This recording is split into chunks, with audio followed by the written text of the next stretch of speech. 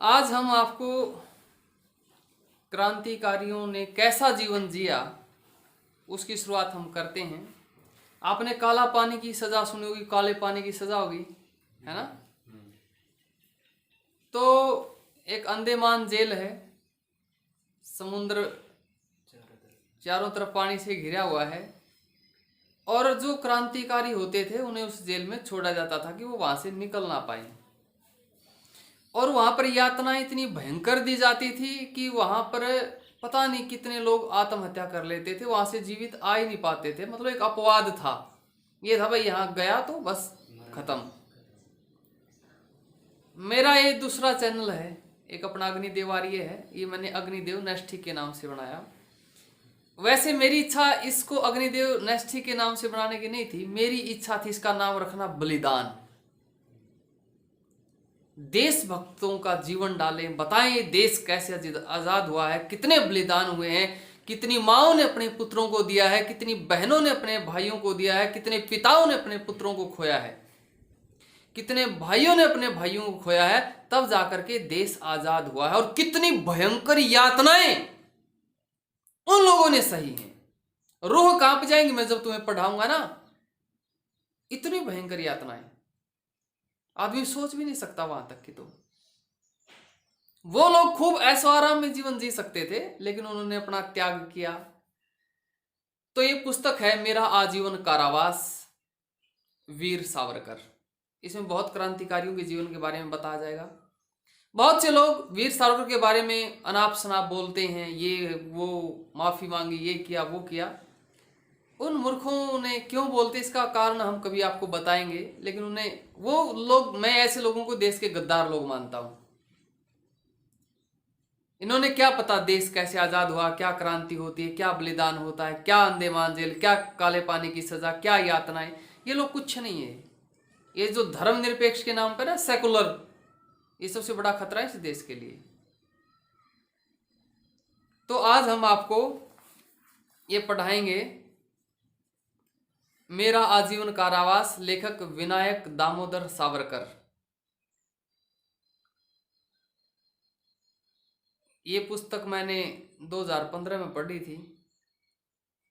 इस पुस्तक में 480 पृष्ठ हैं। आइए, इस पुस्तक में से मैंने मुख्य मुख्य बातें निकाली, पूरी पुस्तक नहीं है, मुख्य मुख्य बातें इससे मैंने निकाली हैं। देखिए, जीवन में जब व्यक्ति के कोई परेशानी आती है, कोई कष्ट आता है, तो आज व्यक्ति आत्महत्या करने के लिए दौड़ता है कि बस अब कुछ नहीं बचा जीवन में। लेकिन उन लोगों ने अपना जीवन कैसे बिताया है। यदि व्यक्ति को कोई अनिद्रा रोग हो जाए ना, रात को नींद ना आती हो, तो उसे रात के 4-5 घंटे काटने मुश्किल हो जाते हैं। कैसे कटेंगे 4-5 घंटे, 5-6 घंटे कितने मुश्किल हो जाते हैं। लेकिन इनके जीवन की सुनो, हमारे क्रांतिकारियों ने क्या कहा। कहता 50 वर्ष का दंड, 50 वर्ष का दंड मिल गया, कितने साल जेल में रहेंगे, 50 साल। इस तरह की उदास एकांत कोठरी में अकेले जीवन गुजारना, उदास एकांत कोठरी और उसमें अकेले जीवन गुजारना। ना कोई कॉपी है, ना कोई पेन है, ना किताब है, ना मोबाइल है, ना टेलीग्राम है, ना इंस्टाग्राम है, ना यूट्यूब है, कुछ भी नहीं, ना कोई पुस्तक है। एकांत उदास कोठरी और उसमें जीवन गुजारना, जीवन गुजारना है। और कहता है, आगे लिखते हैं, अकेले एक एक घंटा गिनते हुए जीवन बिताना, एक एक घंटा गिनते हुए अपने जीवन के 50 वर्ष गुजारना। अब विचार करो उस आदमी पर क्या बीते, क्या उसकी जीवन की हो। लेकिन ऐसी परिस्थिति में हमें एक बात सीखने की मिलती है कि ऐसी जब परिस्थितियां हो जाएं, ऐसे घोर हम निराशा में घिर जाएं, ऐसे कैसे निकले उससे, कैसे बचे उससे। तो वो उपाय देखो इनकी जीवनी से हमें मिलता है। तो आगे लिखते हैं कि तय किया 25 वर्षों में एक महाकाव्य की रचना करना। अब उदास कोठरी है, कुछ नहीं है, अब जीवन कैसे कटेगा। तो उन्होंने एक लक्ष्य निर्धारित किया कि 25 वर्षों में एक महाकाव्य, 25 साल का लक्ष्य रख दिया अपना, और एक लक्ष्य रख दिया मुझे ये करना है। तो जीवन में जब आपका कोई ऐसी निराशा, आप ऐसे फंस जाओ, तो लक्ष्य रखो, मुझे ये करना है। मुझे भी एक बार रात के समय में हॉस्पिटल में रहना पड़ा, कई दिन रहना पड़ा। अब मुझे देखा, हमारी जो माता जी थी जिन्होंने मेरा लालन पालन किया, नानी जी, तो मुझे उनकी सेवा में रहना पड़ा। तो मैंने देखा कि मैं रात भर जागना है, तो कैसे करें, क्या करें। तो मैं पुस्तकें ले आता, मैंने खूब पुस्तकें पढ़ी, तब एक एक रात में पुस्तकें पढ़ता। लक्ष्य बनाओ, कुछ समय का पता भी नहीं चलेगा कहाँ समय का। ये तो निठल्ले आदमी है जिनका टाइम नहीं कटता, निठल्ले आदमी जिनका लक्ष्य होता है उनके लिए तो एक एक मिनट कीमती होती है, 5-5 मिनट कीमती होती है। ये ब्रह्मचारी हैं, 5-5 मिनट का समय निकालते होंगे, अरे एक बात तो दोहरा ही लूंगा, ये तो आवर्तन हो ही जाएगा 5 मिनट में, है ना। तो उन्होंने गजब चीजें आएंगी पढ़ने के लिए। तो 25 साल का एक महाकाव्य की रचना के उन्होंने लक्ष्य बना लिया। आज लोग देश के लिए देखो भाई कितना उन्होंने त्याग किया है, इस देश को आजाद करवाने के लिए। वो खूब सुख सुविधा में रह सकते थे, घर परिवार पत्नी बच्चे सब कुछ। कहता है 4 साल बाद, कितने साल बाद, 4 साल बाद मेरी पत्नी और साला साहब मिलने आए। 4 साल बाद अपनी पत्नी को देखता, वो अपने साला साहब को देखता है।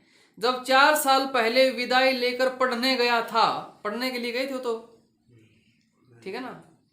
कहता है विदाई लेकर पढ़ने के लिए गया था तो उनकी आकांक्षा थी कि वापस लौटते समय में बैरिस्ट्री के रोबदान गाउन चोगा में ऐश्वर्य की प्रभा से दमक रहा हूंगा।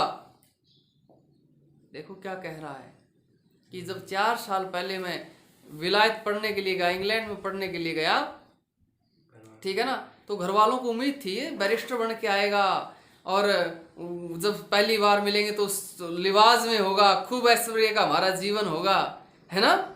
आज ही माता पिता विदेश में भेजते तो देखते हो ना कितने उसके फोटो लगाते हैं बच्चों के, आज मेरा बेटा विदेश में गया। ये उस समय की बात है, उस समय पढ़े लिखा होना तो बहुत बड़ी बात थी। कहता है ऐश्वर्य की प्रथा से दमक रहा हुआ हूँ, लेकिन आज मुझ निसहाय को बेड़ियों में जकड़ा हुआ देखकर, कहाँ तो वो क्या उनकी उम्मीदें होंगी कि ऐसे ऐसे हैट होगी, ये कोट होगा, ये होगा, आज उसकी पत्नी उसको बेड़ियों में जकड़ा निसहाय, कहता है निसहाय को बेड़ियों में जकड़ा हुआ देखकर 19-20 वर्षीय बेचारी के हृदय पर कितनी ठेस पहुंची होगी। 19-20 वर्ष की उसकी पत्नी है, उसके हृदय पर आज क्या ठेस पहुंची होगी। फिर आगे कहता है, वो तुलना करता है इसकी, पक्षियों से तुलना की कि कोठरी की छत में एक दरार थी, उसमें कबूतर के बच्चे, उनकी माँ सवेरे एक साहब की बंदूक की शिकार बन गई थी।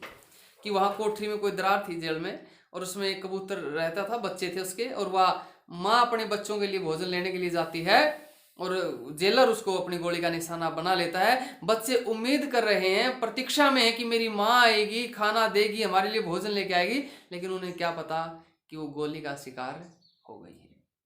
इसी तरह वीर सावरकर जी के भी घर वालों को उम्मीद थी कि वो घर परिवार में धन बढ़ेगा, ऐश्वर्य बढ़ेगा, ये बढ़ेगा, लेकिन उन्हें क्या पता था कि वो जब देखेंगे तो हाथों में हथकड़ियाँ होंगी, पाँव में बेड़ियाँ होंगी, और वो एक कैदी के लिबास में होंगे, किसी रोबदार गाउन के में नहीं, बल्कि एक कैदी के वस्त्र उसके शरीर पर होंगे। तो ये इसमें मैं भाई मुख्य मुख्य चीजें आपको पढ़ा रहा हूं।